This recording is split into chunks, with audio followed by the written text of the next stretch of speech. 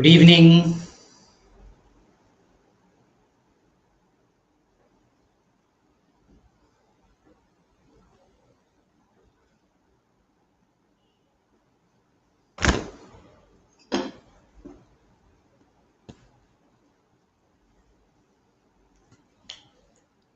So welcome to yet another session. Okay. So these sessions happen every Tuesday at 9 p.m. These Ask Me Anything weekly sessions. So we have been covering a lot of topics in Ayurveda. So now, this is the 35th or 36th week which we are doing this. Okay, and today I'm going to discuss about alcohol in Ayurveda. Okay, so there are a lot of questions which came to me whether alcohol has been mentioned in Ayurveda or not. Does Ayurveda promote alcohol? So a lot of questions were there. So I thought, let me do a live where people can ask their questions also. But before that, I just want to, touch a few points about what Ayurveda says about alcohol. After that, you can ask your questions. Okay, so let us start. Let us start with the properties of alcohol. Alcohol is called Madhya in Sanskrit. Okay, Madhya means alcohol. So the properties of alcohol is given below. It is Tikshna, it is sharp, it is Ushna, it is heat. That means it generates a lot of heat in the body. It is Ruksha or dry. Vishada, it is non-nourishing. Okay, Vyavai, it spreads pretty fast. Ashukari, it acts pretty quick. Okay, Vikashi, it basically loosens the joints and the body, you feel loose. Sukshma, it is subtle. That means it can actually enter through the finest of channels. And Madhakari means it gives you mother. That means it affects coordination if consumed in excess. Okay, so these are basically the properties of alcohol. And if you look at the properties of alcohol, it is actually equal to the properties of Visha or poison. And that property is so the property of alcohol and Visha or poison exactly opposite to the properties of Ojas. Okay, Ojas is basically the life force of the body. So when the body is actually, the functions of the bodies are happening in the right way, Ojas to Tejo Dhatuna. The tejas or the glow which the person emits, okay, is basically called the Ojas. So it is basically a byproduct or the result of the bodily functioning happening properly. So if you consume excess of alcohol, or if you take Visha, your Ojas goes down, and if your Ojas is lost, you are dead. Okay, so the properties of alcohol is exactly opposite to that of Ojas. Now, alcohol as medicine. Okay, so there are fermented preparations mentioned in Ayurveda, and they are Arishtas and Asavas. Okay, so these are basically medicated fermented drinks consumed in very small quantities. The dose is somewhere around 30 ml to 40 ml, and the alcohol percentage is somewhere around 10 to 11%. So it's very, very, very little alcohol that's being consumed. And the reason why this is being given as medicine is, the thing is that this preparation, Arishta and Asava, are actually medicated preparations. So all of us know that alcohol, just like in the previous slide, we saw alcohol spreads pretty fast. So when you take an alcohol which is medicated, okay, the medicines actually spread faster into the body, and then the action is also faster.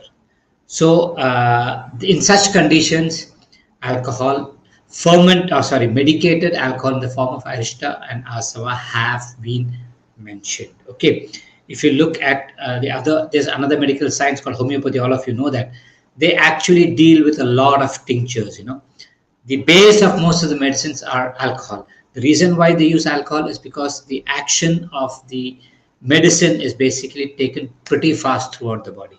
Okay, so the same process, Ayurveda also manufactures Arishtas and Asavas, and we give them as medicines. Okay, Now, alcohol as food. So, in small quantities, alcohol has been mentioned in cold seasons, not in large quantities. It's basically when it is extremely cold, a little bit of, see, once once you start getting into the colder seasons, after the colder season goes, it's slightly cool, but your kapha goes up because you consume a lot of food. There's always a chance of your digestion being upset. So that is where Ayurveda mentions the consumption of alcohol in cold seasons, and that is not liters and liters, it is also in small quantities, so that your agni is kept kindled. Okay, so and then if you look at in hot seasons like in Grishma Ritu, okay, in the hot seasons, just told Madhyam na peyam. Okay, you are not supposed to drink alcohol during the summers. Okay, now after, if suppose you have had a heavy meal, anupana of Madhya has been mentioned. In the sense, you can drink a little bit of medicated alcohol, Asava, Arishta, so that the digestion of the food you have consumed happens faster. Okay, alcohol has never been mentioned for recreation. This is one thing you have to note. Okay, so has alcohol been mentioned? Yes, alcohol has been mentioned as medicine and as food, but never for recreational purpose. Okay, now what? So if you have to conclude on that, there is also there, but alcohol is there, and there were cases where people were used to it and they were addicted to it, and that case is called madatyaya. That means he's intoxicated. Okay, there is treatment for intoxication. Madatya chikitsa also has been mentioned in Ayurveda. Okay, that's a huge chapter altogether. So if a person is addicted to alcohol, how do we basically get him to go through de-addiction, okay, and manage all the ill effects of what alcohol can create? So this also has been mentioned in Ayurveda. That means that yes, alcoholism was a problem in those days also, and the corresponding treatment also has been mentioned. But if you look from, there's a chapter called Sadvrita, where they say they discuss and describe a lot about good living. In that, there is also a mention about alcohol. What they say is Madhyam Vikraya Sandhana Dana Panani Na Acharet. The sense Madhyam is alcohol. Na Acharet means never indulge. In what? In Vikraya. Vikraya is selling. Okay, Sandhana is making or manufacturing. Dana is basically giving or sharing. Okay, Pana is basically drinking. So you are never supposed to sell, make, share, or drink alcohol. This is noble living, Sadvrita, which has been mentioned in the second chapter of Ashtanga Hridaya after Dinacharya or the daily routines. Okay, so if you look, by and large, what Ayurveda says, no to alcohol. But in certain cases where medicines, you have to have quick acting medicines, yes, the base of such medicines are alcohol. And sometimes even after food or during food, as medicine or as food, alcohol has been mentioned, but never as in the form of recreation. Okay, so if you have got any questions, you can definitely start asking me. Okay, I'll start answering those questions. Okay, so there is already one question which is there, which has been asked by Tulsi. Okay, HMPV virus. Okay, there is a scare from China, and some people say that it is not as strong as what we think it is. Okay, so understanding it is basically, it is just like any other viral infection. If you look at COVID or any other thing, any other viral infection, so it all depends upon how much of immunity you have got. Immunity does not mean that you will not get affected by the virus. Immunity means that the effect of the virus on your body is minimized. Okay, so just because there is virus in the next street doesn't mean that you taking something will improve your immunity. Immunity is something which is created over a period of time. So you have got your ahara, vihara, vichara, okay, and then in treatments we say ahara, vihara, vichara, and then aushadha. So treatment is basically the last step. The first thing, the most important thing is ahara. What kind of foods are you consuming? Okay, very important. Whether you're eating a right kind of food, whether you're eating it on time or in proper quantity, ahara. Vihara is your daily activities. Are you getting up on time? Are you sleeping on time? Are you getting enough time? Are you doing exercises? Okay. Are you taking a shower every day? Are you wearing the clean dresses? So all those things matter in your vihara. And vichara is your thought, how stressed you are, how anxious. So a lot of things actually matter, and all these things contribute towards your immunity. So just because you have a little bit of turmeric mixed with milk, or you have a little bit of Chyawanprash, will not improve your immunity. But if you've been having Chyawanprash for a long period of time, plus all the good activities like eating right food and doing all exercise and all those things, yes, there is a chance of your immunity going up. And the effects of any virus, it can be HMPV virus or any virus, the effects of that virus can be managed. Okay.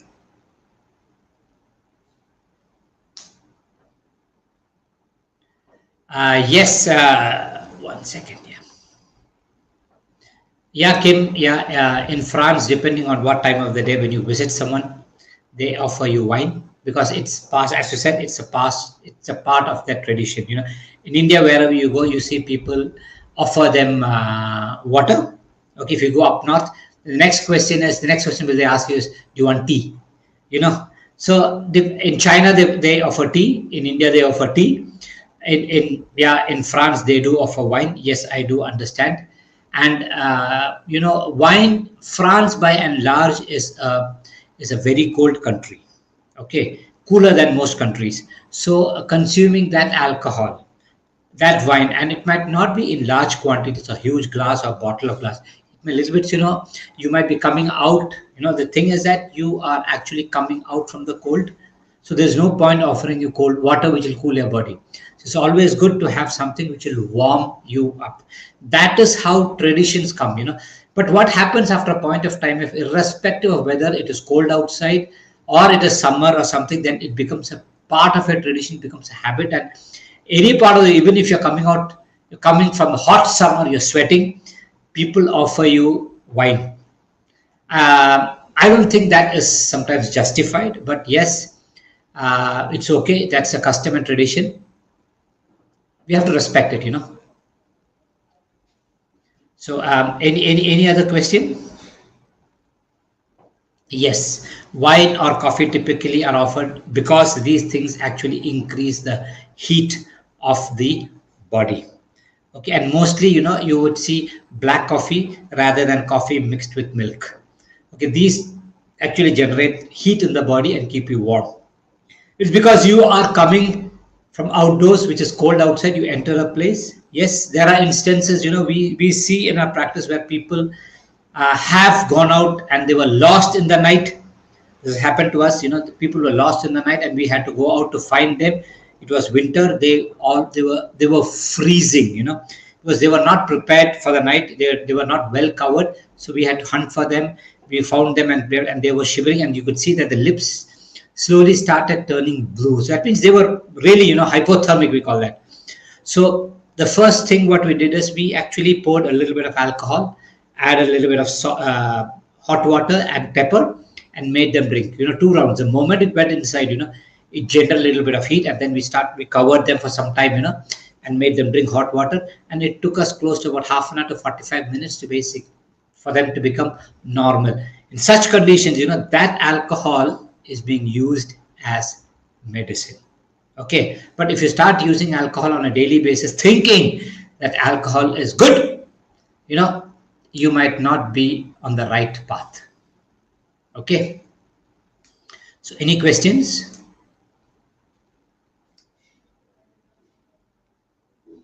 So one thing I would like to add to this is, okay, I'll answer this. What type of alcohol is used as medicine in Ayurveda?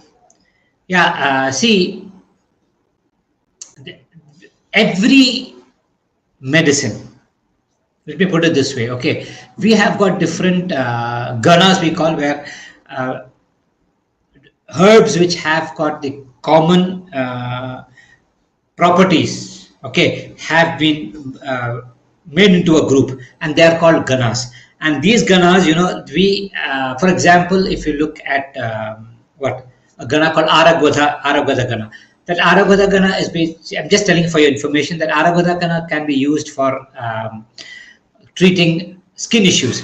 So we make a kashayam, a kara out of it. A kashayam is called aragvada kashayam.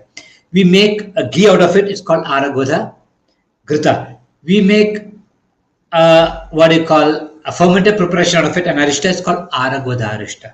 Okay, so all see. So as I said, all types of medicines you can infuse that medicine into alcohol, and you don't actually pour alcohol. You make a decoction out of it. You add sugar or jaggery into it, depending upon the combination, and then it is left to ferment. And it is self-generated alcohol. So when alcohol is being generated, the properties of the medicine also get inside the alcohol. So mostly we use fermented preparations. We call it Arishta or Asava. Okay, medicated fermented preparations when we want the action to be faster.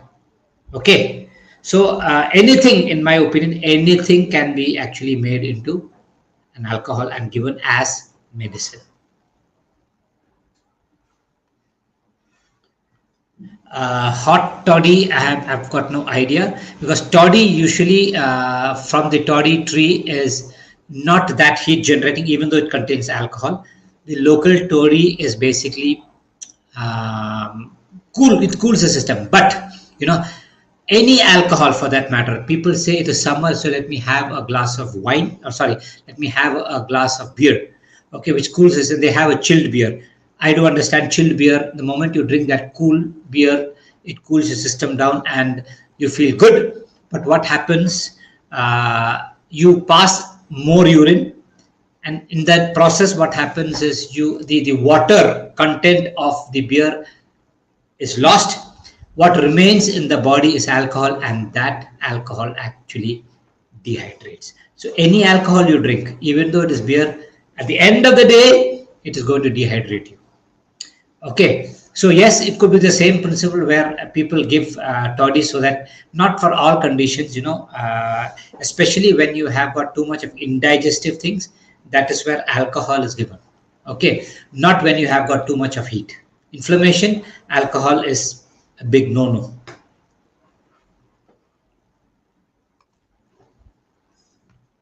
Cynthia, in France, coffee with milk is reserved for breakfast only. Okay. So when a person comes out in the evening, probably when it's sunset and it's evening and he comes out from the cold to your home, probably you might serve them wine so that their body actually warms up. Okay, that's good information, Cynthia. Thank you for that. Okay. I think hot toddy is brandy with hot water, lemon and honey. Okay. I don't know that. Okay, so I'm sorry. Okay, so yes, brandy. If you look at, I think the source of brandy is grapes. Okay, so yes, there are situations where if you feel extremely cold, yes, people give brandy with hot water and a dash of not lemon, pepper, so that it actually generates a lot of heat in the body and the cold is basically managed. Okay, so there's one interesting thing which I want to tell you, that the person who there's something called Arka. Arka is basically, Arka Shastra is basically the art of distillation. Okay, in the sense, self-generated alcohol is there, and from that, when you make an alcohol, you'll find that you'll have close to about maybe 20%, 30% of alcohol, and the remaining 60, 70% will be water. Okay, so how do you take that alcohol out of the mixture? That means you take close to about 100% alcohol. From that mixture is basically called distillation or Arka Shastra.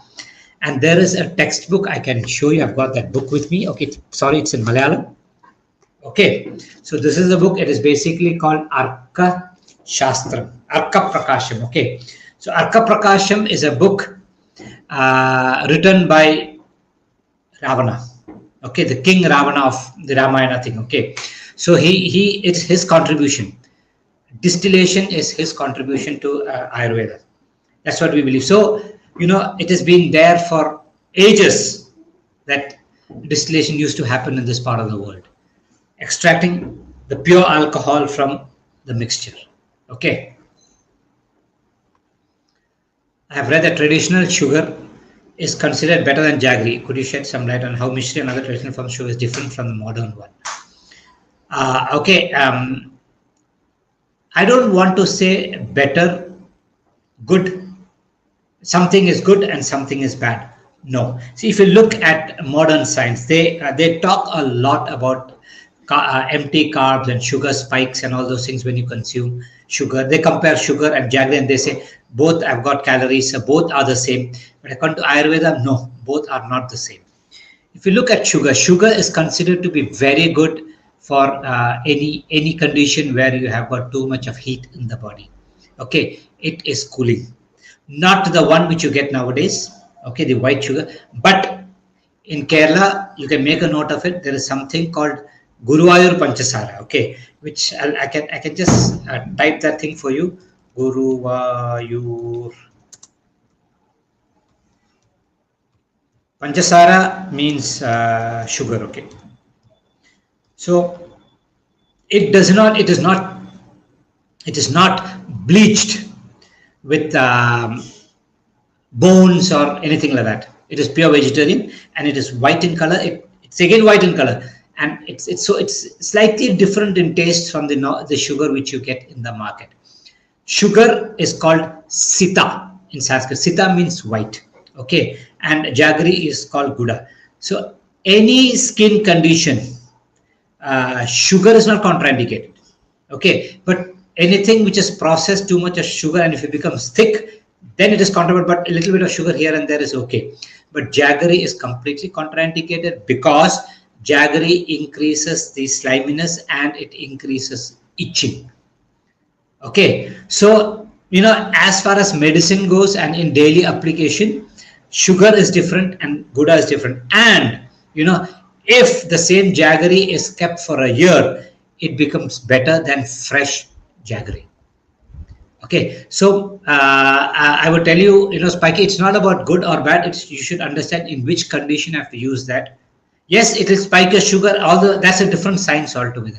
I'm telling it from the property or from the guna side of it. Okay, both are good in different conditions. Okay, so any other question?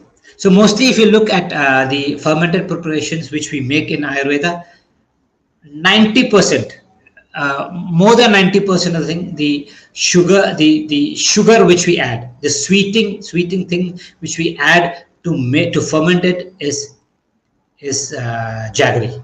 Okay, and very few, there are certain things like Khadra Arishta where we use only honey. Okay, and then you have got certain things where we use only if you look at Araghodashtam, because it is for the skin, sometimes we see that we add sugar rather than jaggery into it because jaggery is contraindicated in most skin conditions. Okay, so depending upon what you're going to use that for, you can change the kind of sugar you add into it to be converted into alcohol. Okay, so any questions? So I don't say, since Ayurveda talks about a little bit of alcohol, it's not a science which promotes drinking. Okay, so it says very clearly, no, Madhyam Vikraya Sandhana Dana Panani Satyajeta, in the sense, don't make, drink, share, or sell alcohol. It is against noble living. Okay, so if you look at Ayurveda, we basically believe that your soul is actually traveling towards, we are part of the bigger consciousness and we are traveling to that consciousness. That is called moksha. Okay, brahmacharya, that means traveling towards Brahman. And if that is the path on which you are, then what you call indulging in activities where you buy alcohol, share alcohol, sell alcohol might not be really good. Okay, but see, as food and as medicine, it's got a different application, but it has not been mentioned for recreation. Okay, any other questions?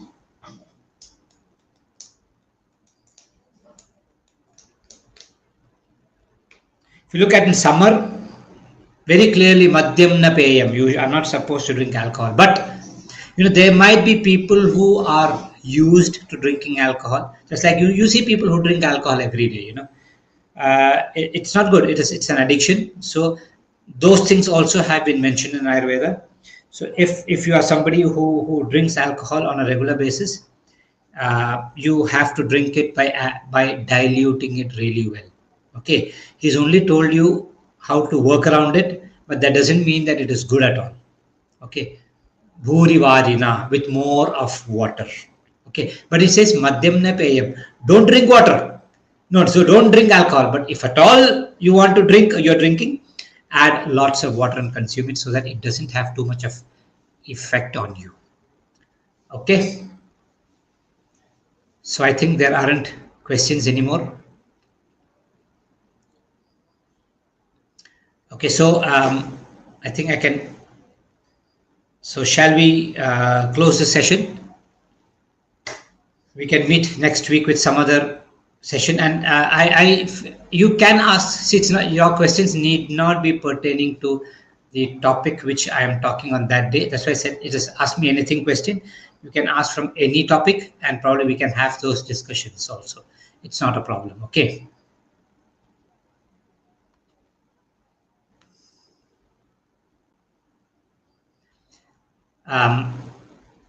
See, insulin resistance. We get a lot of cases of insulin resistance. See, mitochondrial dysfunction. You know what basically mitochondria does? If you look at mitochondria is the powerhouse of a cell. Okay, and Ayurveda is very clear that any okay, what do you call? It is basically a medo roga. That means it is basically more because of you met too much of inactivity. Okay, I'm telling you, diabetes, if it is not a juvenile diabetes, it doesn't come directly, if it's not hereditary. Otherwise, it is basically because of your sedentary life.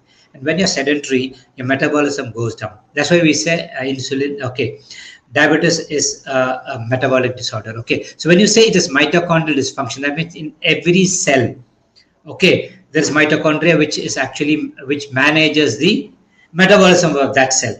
So in Ayurveda looks at this very clearly, and he says, anything which will increase the metabolism of your body will actually help you manage diabetes. So that is why in Ayurveda it is very, very important that you do your exercises. Exercise actually increases pitta. Okay, I don't know whether you understand this language. Okay, it increases your pitta and your metabolism goes up. Your mitochondria starts firing better. Mitochondria is the Agni in its subtle form. Okay, every cell has got its own, what do you call, furnace, and mitochondria is the furnace of a cell. So the moment, okay, you start activating it, lot of things. We have got also medicines. Nishakadagadi Kashayam is a very good medicine which can manage insulin resistance. But insulin resistance should not only be managed with medicines. It is basically the kind of food you eat, the lifestyle you maintain. You can't say that I will do whatever I have to do because my job is there, all those things, but still I want to get okay. That doesn't work. Exercise and trying to get that Agni up is the only way you can improve your insulin resistance. Okay.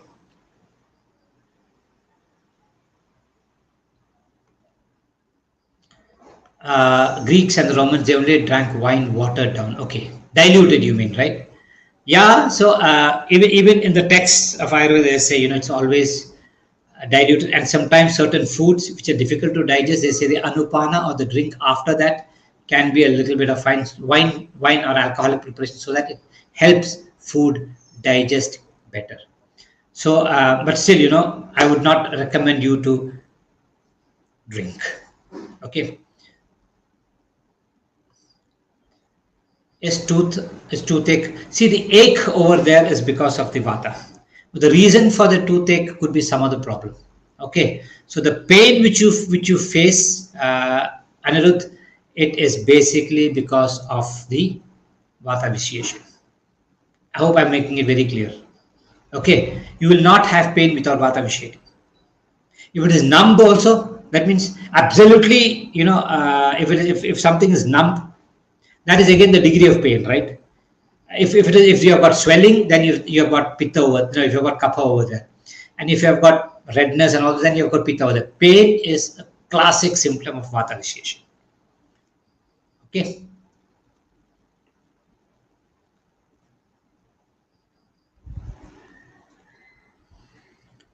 So, any other questions?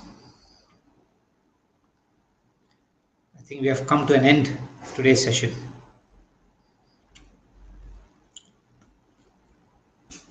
So, I'll see you next week with some other topic.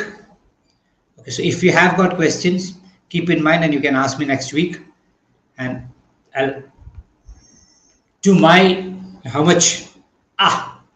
Anirudh, is fasting at night advisable in winter? Okay, winter is a season where the Agni, let me just tell this, okay. Winter is a time where, your appetite is very high. The nights are longer. Okay.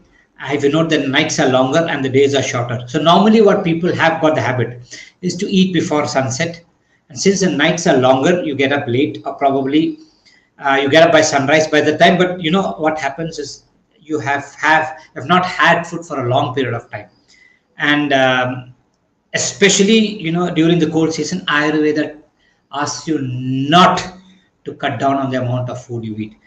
If you're selling, you can go probably a little bit if you want to restrict, but fasting and cutting down of food is not advisable during the colder seasons, because your appetite is very high. That means, you have got that hunger, and you can call the Agni, you've got it burning, and if you don't put fuel into it in the form of food, it will actually, we call that dhatu paka.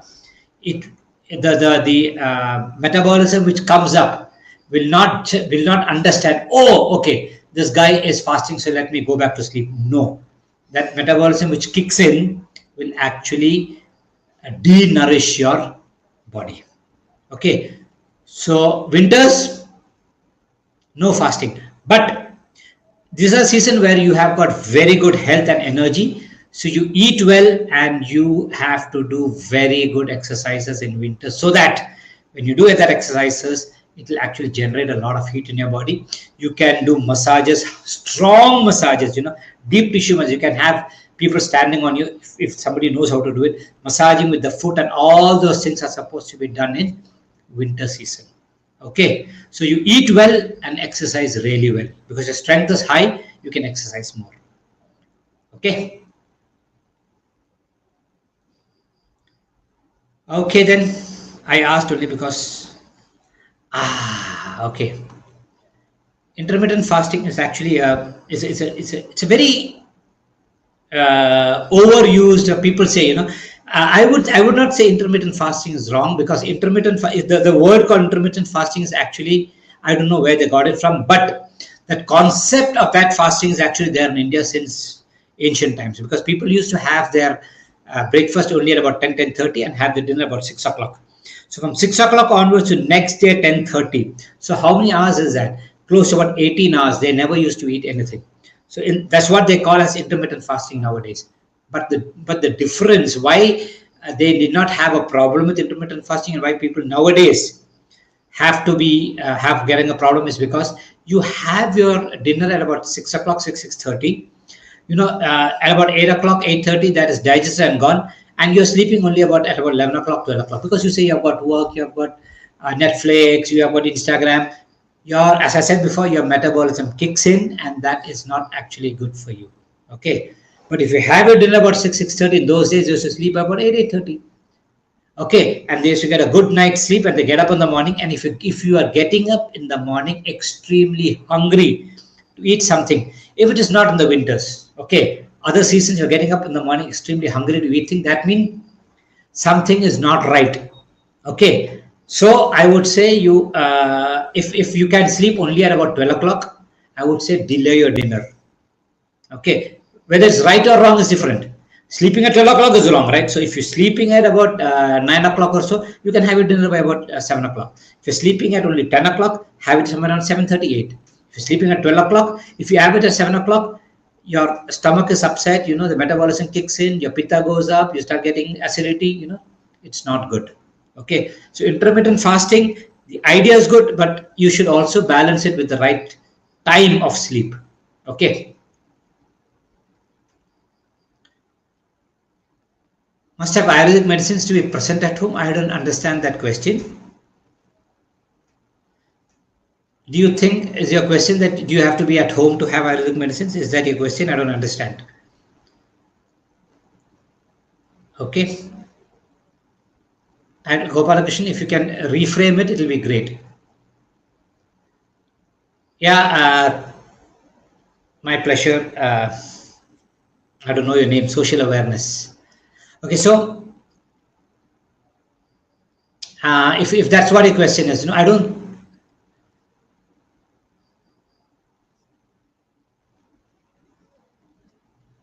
No, and it is not a mythology. Okay, Chyavanprasha is basically a yoga. Okay, the story behind it, people can call it as a mythology.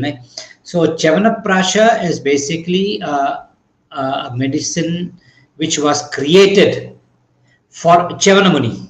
Okay, so he got old. Okay, due to some curse or some whatever it is. So to get his youth back, this formulation was made in the form of Chyavanprasha. So that yoga or the combination, if I'm talking from the true Ayurvedic perspective, okay, that Ayurveda is individualistic. So if Chyavanprasha was made for Chyavanamuni, if you have to get that best medicine for you, Gopalakrishna, then I would say it should be Gopalakrishna Prasha. Somebody has to create it, understanding your body structure, your metabolism, create something for you, uniquely for you. Then that becomes the best thing for you. Okay. So, but if you look at the whole text of Ayurveda, it's a different thing altogether. Okay. Chyavanprasha is actually become very popular. Okay. But many a times, I do prescribe Chyavanprasha, but different from condition to condition. But you have got Brahma Rasayana, you have got Agastya Rasayana, you have got so many Rasayana, you have got Amrita Prasha Rasayana, you have got so many Rasayanas over there, so many Lehyas out of there which work wonders. So you have to understand what the condition. But Chyavanprasha, one advantage with Chyavanprasha is that it can be given to kids and also to elderly people. That is the reason why Chyavanprasha has become extremely popular. But I would not say it is the most powerful and the best one in Ayurveda. Okay. Hope it is clear, Gopalakrishna.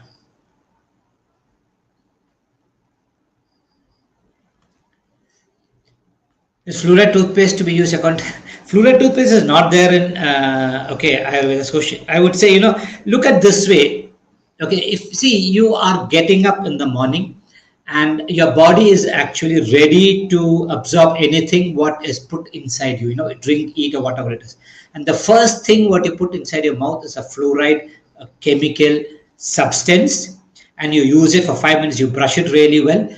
Just imagine and that anything, it can be tobacco, it can be wine or anything, the buccal cavity absorbs things just like that. I mean to say that absorption inside the mouth is so fast. That's why when people are getting a stroke, you don't give a medicine inside, you only put it under the tongue, so that the absorption is so fast. Same thing, you're using a fluoride or a chemical toothpaste to clean your mouth the first thing in the morning.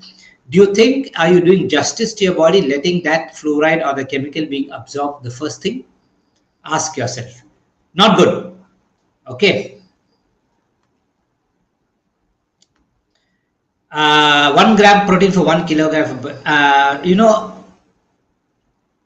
it again, see, you can't generalize things. I do what you see nowadays on social media and a lot of things, they say 1 gram for you can't generalize things like that.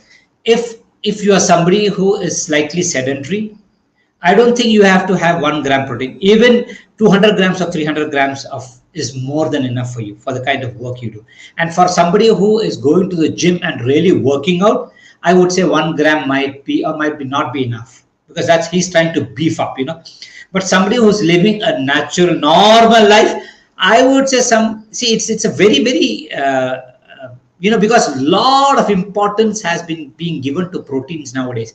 I don't know why. There could also be a business aspect to it. You can think on those lines also.